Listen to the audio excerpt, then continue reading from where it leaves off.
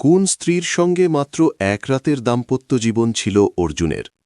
দ্রৌপদীর সঙ্গে বিবাহের পর পঞ্চপাণ্ডব সহ দ্রৌপদী সুখে শান্তিতে ইন্দ্রপ্রস্থ নগরীতে বাস করছিলেন।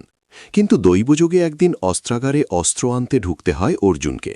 সেই সময় যুধিষ্ঠিরের সঙ্গে দ্রৌপদী অস্ত্রাগারে উপস্থিত থাকায় নারদ মুনির দেওয়া তাদের বৈবাহিক জীবনের শর্ত লঙ্ঘিত হয়।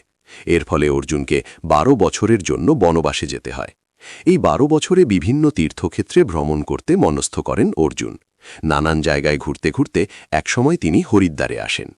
পুণ্যভূমি হরিদ্বারে পৌঁছে খ্রিস্ট মনে গঙ্গায় তর্পণ করতে নামেন অর্জুন।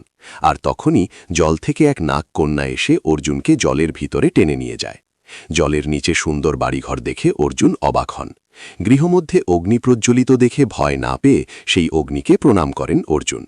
এরপর তিনি সেই কন্যাকে তার নাম পরিচয় জিজ্ঞেস করেন এবং জানতে চান কেন তাকে এখানে ধরে আনা হয়েছে।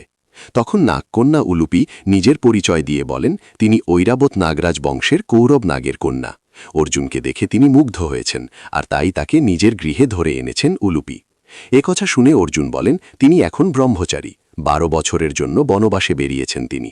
তখন উলুপি বলেন তিনি সবই জানেন, অর্জুনের এই নিয়ম শুধুমাত্র দ্রৌপদীর জন্য, অন্য কোনো স্ত্রীর ক্ষেত্রে এই নিয়ম প্রযোজ্য নয়। এভাবে নানা কথায় বুঝিয়ে অর্জুনের কাছে একটি পুত্র সন্তান কামনা করেন উলুপি। তার কাতর বাক্যে অর্জুন রাজি হন এবং ধর্ম সাক্ষী করে তাকে বিবাহ করেন। তারপর সেই রাত পাতালে কাটিয়ে সকাল হলে গঙ্গা থেকে বেরিয়ে আসেন অর্জুন। অর্জুনের ঔরসে উলুপির গর্ভে এক পুত্র সন্তানের জন্ম হয়, তার নাম ইরাবন। পরবর্তীকালে কুরুক্ষেত্রের যুদ্ধে অংশ নিয়েছিলেন এই পুত্র।